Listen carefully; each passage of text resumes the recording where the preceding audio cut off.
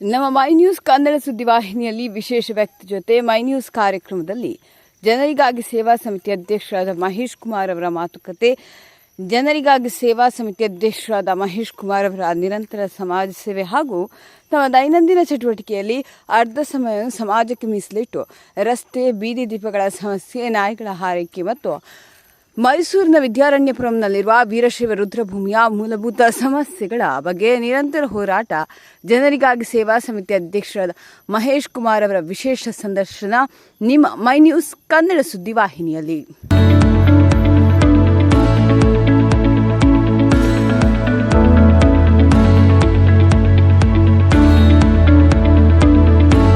ನಮಸ್ಕಾರ, ನಾನು ನಿಮ್ಮ ಪ್ರೀತಿಯ ನಾಗರಾಜ್ ಮಾತಾಡ್ತಾ ಇದ್ದೀನಿ, ಮೈ ನ್ಯೂಸ್ ಕನ್ನಡ. ಇವತ್ತು ನಮ್ಮ ಜೊತೆ ವಿಶೇಷ ವ್ಯಕ್ತಿ ಇದ್ದಾರೆ. ಏನಂದರೆ ಅವರು ಸಮಾಜಮುಖಿ ಕಾರ್ಯಗಳನ್ನ ಮಾಡ್ಕೊಂಡು ಬರ್ತಾ ಇದ್ದಾರೆ. ನಿರಂತರವಾಗಿ ಪ್ರಾಣಿಗಳನ್ನ ಸೇವ್ ಮಾಡೋದಿರ್ಬೋದು, ಮತ್ತು ಸ್ಮಶಾನಗಳ ಜೀರ್ಣೋದ್ಧಾರ ಇರ್ಬೋದು, ಮತ್ತು ಸಮಾಜಮುಖಿ ಕಾರ್ಯಗಳು ಹಲವಾರು ಕಾರ್ಯಕ್ರಮಗಳನ್ನ ಕೊಡ್ತಾ ಬಂದಿದ್ದಾರೆ. ಅವ್ರ ಹೆಸರು ಮಹೇಶ್ ಕುಮಾರ್ ಅಂತ, ಜನರಿಗಾಗಿ ಸೇವಾ ಸಮಿತಿ ಅಧ್ಯಕ್ಷರು. ಬನ್ನಿ ಅವ್ರನ್ನ ಮಾತಾಡಿಸ್ತಾ ಹೋಗೋದ. ಸರ್, ಮೊದಲನೇದಾಗಿ ನಮಸ್ಕಾರ. ನಮಸ್ಕಾರ. ಸರ್, ಇವತ್ತು ನೀವು ಜನರಿಗಾಗಿ ಸೇವಾ ಸಮಿತಿ ಅಧ್ಯಕ್ಷರು ಅಂತ ಗುರುತಿಸ್ಕೊಂಡಿದ್ದೀರಿ, ಸಮಾಜಮುಖಿ ಕಾರ್ಯಕ್ರಮಗಳನ್ನ ಮಾಡ್ತಾ ಇದ್ದೀರಿ. ಸರ್, ಈ ತರ ಒಂದು ಹೆಸರು ಇಡಬೇಕು ಅಂತ ಯಾಕೆ ಅನ್ನಿಸ್ತು ಸರ್ ನಿಮ್ಗೆ? ಇದು ನಾನು ಒಂದು ಕಳೆದ 30 ವರ್ಷದಿಂದ ಯಾಕಂದ್ರೆ ನಾವು ಜೆಎಸ್ಎಸ್ ಹಾಸ್ಪಿಟಲ್ ಮುಂದೆ ಆಟೋ ಓಡಿಸ್ತಾ ಇದ್ದೆ. ನಾವು ಆಟೋ ಡ್ರೈವರ್ ಆಗಿ ಆಟೋ ಓಡಿಸ್ತಾ ಇದ್ದೆ, ಎಮರ್ಜೆನ್ಸಿ ಹಳೆ ಹಾಸ್ಪಿಟಲ್ ರಾಮಾಂಜ ರಸ್ತೆಯಲ್ಲಿ. ಅವಾಗ ಏನಂತಂದ್ರೆ ತುಂಬಾ ಬಡವ್ರು ಬರೋರು, ಬಡವ್ರು ಬರೋರು, ಬ್ಲಡ್ ಬೇಕು ಅನ್ನೋರು, ಹಾಸ್ಪಿಟಲ್ ಮೆಡಿಸಿನ್ಗೆ ದುಡ್ಡಿಲ್ಲ ಅನ್ನೋರು.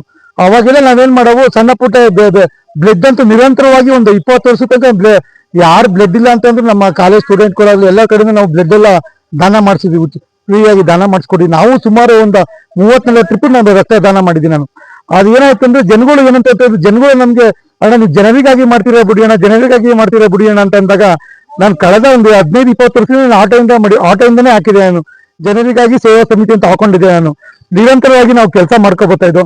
ನಮ್ಮ ಸ್ನೇಹಿತರೆಲ್ಲ ಏನಂತಂದ್ರೆ ನೀನು ಬರೀ ನೀನು ಕೆಲಸ ಮಾಡ್ತೀಯ, ನೀನು ಸಮಾಜಕ್ಕೆ ನೀನು ಜನರಿಗಾಗಿ ಸೇವಾ ಸಮಿತಿ ಸಮಾಜಕ್ಕೆ ಹೆಂಗ್ ಮಾಡ್ಬೇಕಂತ ನೀನು ಮೀಡಿಯಾ ಮುಖಾಂತರ, ಮೊಬೈಲ್ ಮುಖಾಂತರ ತೋರಿಸು.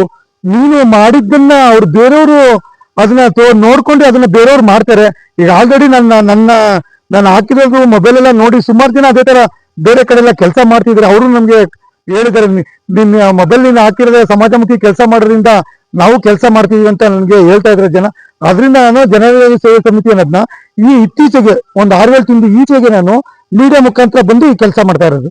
ವಿದ್ಯಾರಣ್ಯಪುರಂನಲ್ಲಿರುವಂತಹ ವೀರಶೈವ ರುದ್ರಭೂಮಿಯಲ್ಲಿ ಸರ್ ನಿರಂತರವಾಗಿ ಕಳೆದ ಒಂದು 15 ದಿನಗಳಿಂದ ಶ್ರಮಪಟ್ಟು ಕಾರ್ಪೊರೇಷನ್ ಏನು ಅನುದಾನ ಬರುತ್ತೆ, ಏನೇ ಸೌಲಭ್ಯ ಬರುತ್ತೆ, ಅದನ್ನ ನಿರಂತರವಾಗಿ ವೀರಶೈವ ರುದ್ರಭೂಮಿಗೆ ಮೀಸಲಿಟ್ಟಿದ್ದೀರಿ ಸರ್.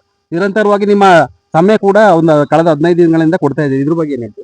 ವಿದ್ಯಾರಣ್ಯಪುರ ವೀರಶೈವ ಲಿಂಗಾಯತ ಮಶಾನದಲ್ಲಿ ಕಳೆದ ಒಂದು 5-6 ವರ್ಷದಿಂದ ಕಸ ಇತ್ತು. ನಾವು ನಮ್ಮ ಮೈಸೂರು ಮಹಾನಗರ ಪಾಲಿಕೆ ಕಮಿಷನರ್ ಭೇಟಿ ಮಾಡಿ, ಅವ್ರು ಇಂಜಿನಿಯರ್ ಭೇಟಿ ಮಾಡಿ, ಅವರು ಏನಂತಂದ್ರೆ ಫಸ್ಟ್ ಸ್ವಚ್ಛತೆ ಮಾಡಿಸ್ಕೊಳ್ಳಿ, ಇನ್ನು 50 ಲಕ್ಷ ಅನುದಾನ ಇದೆ, ಅದು ಹೆಂಗ್ ಬಿಡುಗಡೆ ಮಾಡಬೇಕು, ನೀವೆಲ್ಲ ಒಂದು ಸಭೆ ಕರೆದಿ ನಾವು ಇದು ಮಾಡ್ಕೊ ಬನ್ನಿ ಅಂತಂದ್ರೆ ಅದಕ್ಕೆ ಏನ್ ಮಾಡ್ತಾ ಇದೀವಿ, ಈಗ ಫಸ್ಟ್ ಸ್ವಚ್ಛತೆಗೆ ಆದ್ಯತೆ ಕೊಡ್ತಾ ಇದ್ದೀನಿ ನಾನು. ಈಗ ನೋಡಿ, ಕಳೆದ ಒಂದು 10-15 ದಿನದಿಂದ ನಾವು JCB ಎಲ್ಲ ಕರೆಸಿ ಎಂಟ್ರೆನ್ಸ್ ಎಲ್ಲ ತುಂಬಾ ತೊಂದರೆ ಆಗಿತ್ತು, ಜನ ಬಂದಾಗ ನೋಡಕ್ ಆಗ್ತಿಲ್ಲ, ಅದೆಲ್ಲ ಕ್ಲೀನ್ ಮಾಡಿಸ್ತು. ಇವತ್ತು ಏನಾಗಿದೆ ಅಂತಂದ್ರೆ, ಇಲ್ಲಿ ನೋಡಿ ನಲ್ಲಿ ಇದೆಯಲ್ಲ, ಈ ನಲ್ಲಿ ಹತ್ರ ಇಲ್ಲಿ ಜನ ಅಂತ್ಯ ಸಂಸ್ಕಾರಕ್ಕೆ ಬಂದವರು ಅವರು ಕೈ ಕಾಲನ್ನ ಮೊಕ್ಕೆಲ್ಲ ತೊಳಿಬೇಕು. ಆ ಕೈ ಕಾಲು ಮೊಕ್ಕ ತೊಳೆಯುವಂತ ಸಂದರ್ಭದಲ್ಲಿ ಇಲ್ಲಿ ಒಂದು ಕಳೆದ 3-4 ವರ್ಷದಿಂದ ಪಾಚಿ ಇತ್ತು. ಒಳಗಡೆ ಕೈ ಕಾಲು ತೊಳಿಬೇಕು ಅಂದ್ರೂ ಎದುರ್ಕೋಬೇಕಂತ ಆ ರೀತಿ ಪರಿಸ್ಥಿತಿ ನಿರ್ಮಾಣ ಆಗಿತ್ತು. ಅದರಿಂದ ನಾನು ನಮ್ಮ ಸ್ನೇಹಿತರನ್ನ ಕರೆದಿ ನಾನು ಇವತ್ತೇನ್ ಮಾಡಿದೀನಿ, ವೀರಶೈವ ಲಿಂಗಾಯತ ರುದ್ರಭೂಮಿಯಲ್ಲಿ ಆ ನಲ್ಲಿಗಳೆಲ್ಲ ಸ್ವಚ್ಛ ಮಾಡ್ತಿದ್ದೀವಿ. ಮುಂಬರುವಂತ ದಿನದಲ್ಲಿ ನಾಳೆನೂ ಬಂದು ಕೆಲಸ ಮಾಡ್ತಾರೆ. ಒಂದು 4-5 ನಲ್ಲಿ ಹೋಗಿದೆ, ಆ ನಲ್ಲಿಗಳನ್ನ ಹಾಕುವಂತ ಪ್ರಯತ್ನ ಮಾಡ್ತೀನಿ. ಅದಕ್ಕೂ ಹೇಳಿದ್ದೀನಿ, ಅವರು ನೀವು ಸ್ವಚ್ಛ ಎಲ್ಲ ಕ್ಲೀನ್ ಆಗೆಲ್ಲ ಬಣ್ಣ ಎಲ್ಲ ರೆಡಿ ಮಾಡಿಸ್ಕೊಳ್ಳಿ. ಆಮೇಲೆ ನಲ್ಲಿಗಳ, ಯಾಕಂದ್ರೆ 2 ನಲ್ಲಿ ಇರೋದು, ಈಗ 100 ಜನ ಬಂದು ತೊಳಿತೀವಿ, ಕೈ ಕಾಲು ತೊಳಿಯಕ್ ಬಂದೆ ಅಂತಂದ್ರೆ 7 ನಲ್ಲಿ ಉಪಯೋಗ ಆಗಿದೆ, ಒಬ್ರಿಗೊಬ್ರು ಹಿಂದೆ ನಿಂತ್ಕೋಬೇಕಾಗ್ತದೆ. ಅದರಿಂದ ಇನ್ನು 6 ನಲ್ಲಿ ಹೊಂಟೋಗ್ಬಿಟ್ಟಿದೆ. ಆ ನಲ್ಲಿನ ರೆಡಿ ಮಾಡ್ಸಂತ ಕೆಲಸ ನಾನು ಮುಂದಿನ ಮಾಡ್ತೀನಿ.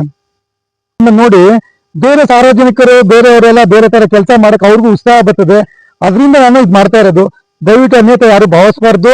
ಯಾಕಂದ್ರೆ ಸಮಾಜದ ಮುಖಂಡರುಗಳು ನೀವು ಕೂಡ ಇದು ಬಂದು ಕೈ ಜೋಡಿಸ್ಬೋದು. ನಿರಂತರವಾಗಿ ನಿಮ್ಮ ಸಂಪರ್ಕದಲ್ಲಿ ನಾನು ಇರ್ತೀನಿ. ನಾನು ಕೂಡ ಸೋಷಿಯಲ್ ಮೀಡಿಯಾದಲ್ಲಿ ನಿಮ್ಮ ಬಗ್ಗೆ ಬಹಳಷ್ಟು ನೋಡಿದೆ ಕಳೆದ ದಿನಗಳಿಂದ.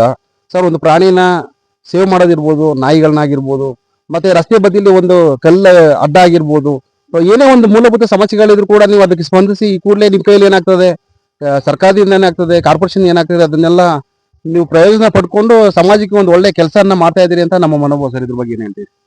ಏನ್ ಗೊತ್ತಾ, ಎಲ್ಲರೂ ಯಾರು ಸರ್ಕಾರದವರು ಅಧಿಕಾರಿಗಳು ಯಾರು ಮಾಡಕ್ಕಾಗಕ್ಕಿಲ್ಲ.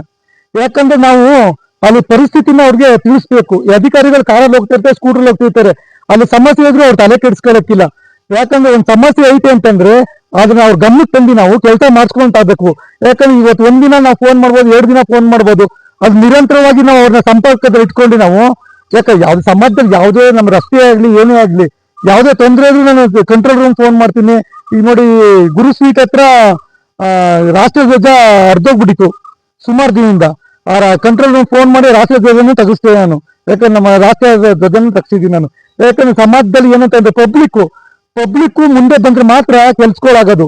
ಅಧಿಕಾರಿಗಳಿಗೆ ನಾವು ಮಂದಂತೆ ಮಾಡ್ಬೇಕು, ಅವ್ರಿಗೆ ರಿಕ್ವೆಸ್ಟ್ ಮಾಡ್ಬೇಕು, ಬನ್ನಿ ನೋಡಿ ಅಂತ ಹೇಳ್ಬೇಕು, ಫೋಟೋ ಮಾಡ್ಬೇಕು, ವಿಡಿಯೋ ಮಾಡ್ಬೇಕು, ಕಳಿಸ್ರೆ ನಿಮ್ ಮನೆ ಅಕ್ಕಪಕ್ಕ ಇದ್ರು ಕಳಿಸ್ಕೊಟ್ರೆ ನಿಮ್ಗೆಲ್ಲ ಅಭಿವೃದ್ಧಿ ಆಗ್ತದೆ, ನಮ್ಗೆ ಜನಗಳಿಗೆ ಅನಾನುಕೂಲ ಆಗ ತಪ್ತದೆ. ಇದಿಷ್ಟು ಜನರಿಗಾಗಿ ಸೇವಾ ಸಮಿತಿ ಅಧ್ಯಕ್ಷರಾದ ಮಹೇಶ್ ಕುಮಾರ್ ಅವರು ಮಾತಾಗಿದ್ದು. ಅವ್ರು ಏನಪ್ಪಾ ಹೇಳ್ತಾರೆ ಅಂದ್ರೆ, ನಾವು ಯಾವುದೇ ಪ್ರಚಾರದ ಹುಚ್ಚುಗೋಸ್ಕರ ಈ ತರ ಮಾಡ್ತಾ ಇಲ್ಲ ಕೆಲಸಗಳನ್ನ. ನಾವು ಮಾಡೋ ಕೆಲಸಗಳು ಇವತ್ತಿನ ಯುವಕರಿಗೆ ಸ್ಫೂರ್ತಿಯಾಗಲಿ ಅಂತ ಹೇಳ್ತಾ ಈ ಮಾತನ್ನ ಮುಗಿಸ್ತಾ ಇದ್ದಾರೆ. ಎಲ್ಲರಿಗೂ ಒಳ್ಳೇದಾಗಲಿ. ನಮಸ್ಕಾರ.